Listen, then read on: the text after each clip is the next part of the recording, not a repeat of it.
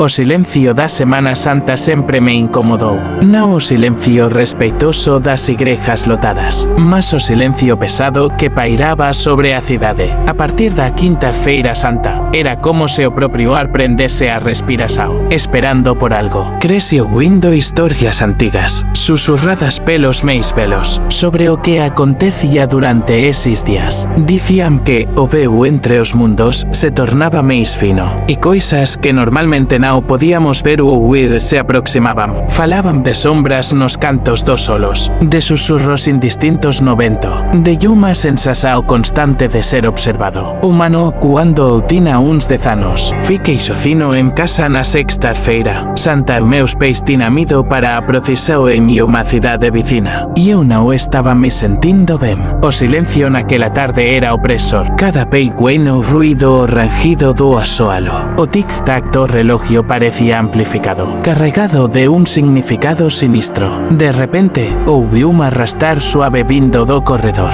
Meu corazao comezou a martelar. Non había animais de estimação en casa e a porta estaba trancada. O son parou en frente ao meu cuarto. Fiquei paralizado, a respiração presa na garganta. A mazaneta comezou a girar lentamente. Un clic. A porta se abriu, revelando unha escuridao profunda. Nenhuma figura, apenas a ausencia de luz. Mas eu podía sentir. E unha presenza fría, observadora, pairando na soleira. Un susurro, quase inaudível, pareceu flutuar da escuridao. Non consegui distinguir palabras. Mas a entonação era de unha tristeza profunda. Lancinante, un lamento antigo. Fiquei ali, inmóvel, por un tempo que pareceu unha eternidade. Entao, o susurro cesou. Lentamente, a mazaneta girou novamente e a porta se fechou como un clic suave. Cuando meus pés voltaran, tentei contar o que aconteceu, mas as palabras sumiran na mina garganta. Eles atribuíran tudo a grave mina febre, mas eu sabía o que tina sentido. Eu tina sentido o peso daquela sexta-feira, a dor antiga que pairaba no ar. Desde aquele día, o silencio da Semana Santa nunca máis foi o mesmo para min. Sei que, por trás da quietude aparente, há algo máis. Algo que espera, algo que lamenta. Algo que se aproxima cuando o mundo se aquieta en reverencia. E a cada ano, cuando a sexta-feira santa chega, eu me lembro da porta entreaberta e do susurro frío na escuridao. E sinto un arrepio percorrer mina espina, sabendo que non estamos socinos en absoluto. O sino da bela igreja no alto da colina sempre tocou de forma peculiar durante a Semana Santa. Non éramos repiques alegres do Domingo de Ramos, nemos toques solenes das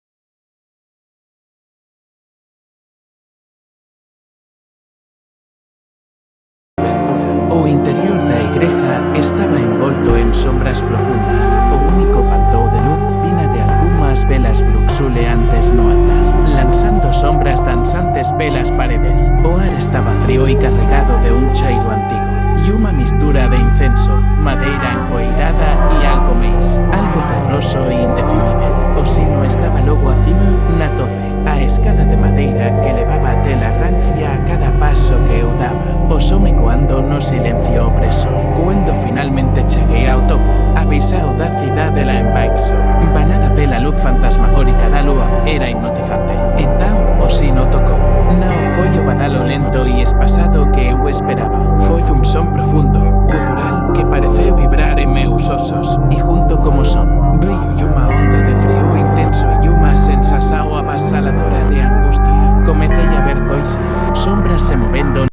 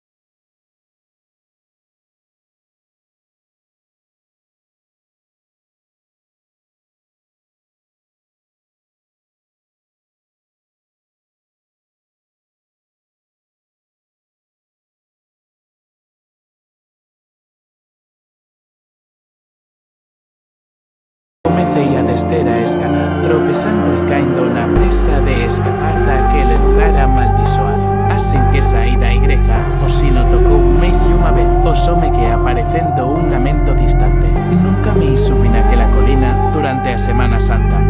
E até hoxe, cando ouso o único badalo lento do sino, sinto un calafrío percorrer mina espina. Sei que, en algún lugar nas sombras daquela vela igreja, a dor antiga aínda resoa, esperando a próxima Semana Santa para ser libertada novamente. E me pergunto o que meis aquele sino esconde. Quais outros horrores ele pode tracer a gravetona cando o veu entrar. Os mundos se torna máis fino. A pequena cidade litoranía de Porto Calmo sempre teve unha tradição peculiar para a sexta feira Santa ao invés do silencio costumeiro. Os moradores se reunían na praia ao pôr do sol para soltar pequenas embarcações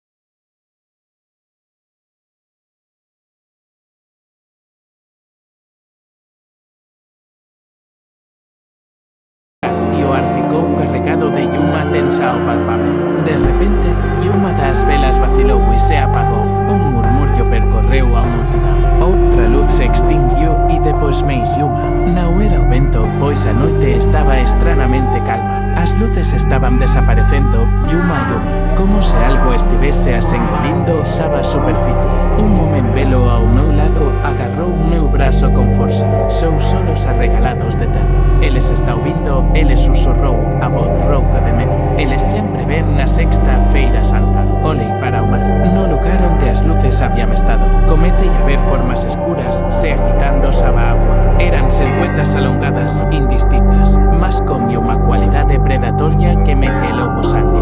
E unha das formas subiu a grave superficie por un breve instante. Era pálida, quase translúcida, con membros longos e finos e olos, escuros e vacios que parecían